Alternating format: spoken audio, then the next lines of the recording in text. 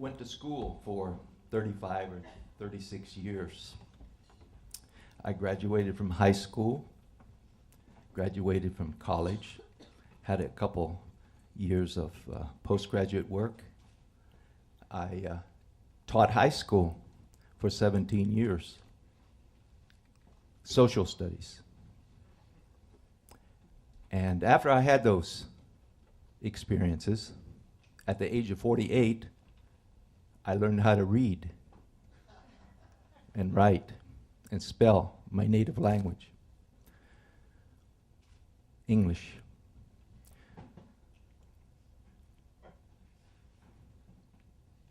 When I was 6 years old, I was sent off to school to learn to read. I was excited about that. We go to school the first 3 years of our lives to learn to read. And then the rest of our lives, we read to learn. I ended up in the dumb row in the second, third grade. I'd never been called dumb before. My mother and father never called me dumb.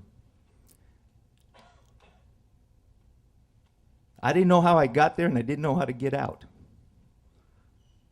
In some ways, I didn't feel dumb. I could count money and make change before I went to school. I could tell time. I learned my timetables with the rest of the class.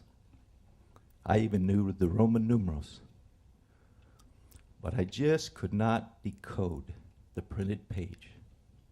But 25% of the population learns to read like birds learn to fly. They just walk by the library and seem to get it. It's so easy. On the opposite end of the spectrum, where you'd find John Corcoran, we had difficulty processing the language. I can remember when I was about 8 years old or 9 years old, saying my prayers in bed at night. And I would say, please, Lord, when the teacher calls on me to read tomorrow, let me read.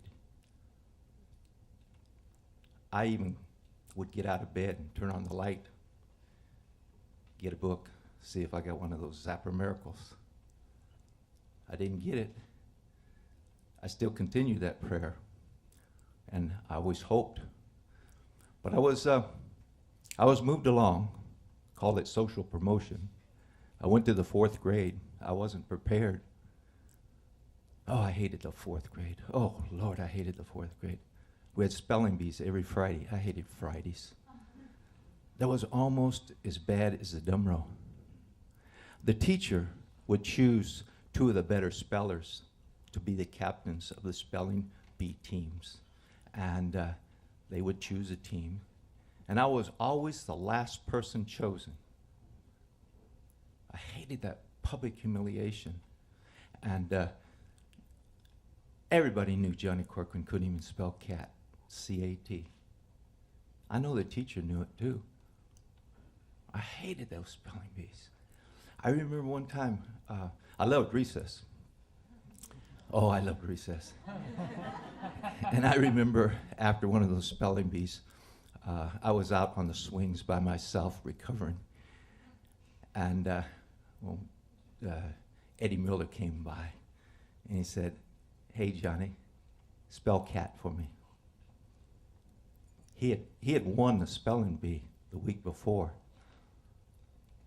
And he didn't know. But he never did that again, because you had to pay a price for that. I had a lot of fights in school. The little innocent child was becoming defiant, angry, acting out. I was suspended, expelled. In the 7th grade, the teacher moved my desk out in the hallway so she could have some peace and order and teach the other children that really wanted to learn how to read and wanted to study. I didn't like the isolation, but sometimes I really liked it. to be left alone. I spit on that teacher, on her backside. She didn't know I spit on her, but I did. I made it to high school. Some more social promotion. I was weary and tired. I got the short end of the stick. I'd been suspended, I'd been expelled, I'd embarrassed my parents. I was tired of that. And I had some athletic skills and I had some social skills.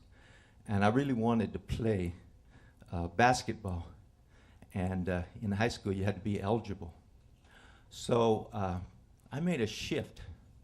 And I don't know if it was conscious or anything, but I decided to take my problem underground. And I was going to start passing as a literate person. Started cheating a little bit,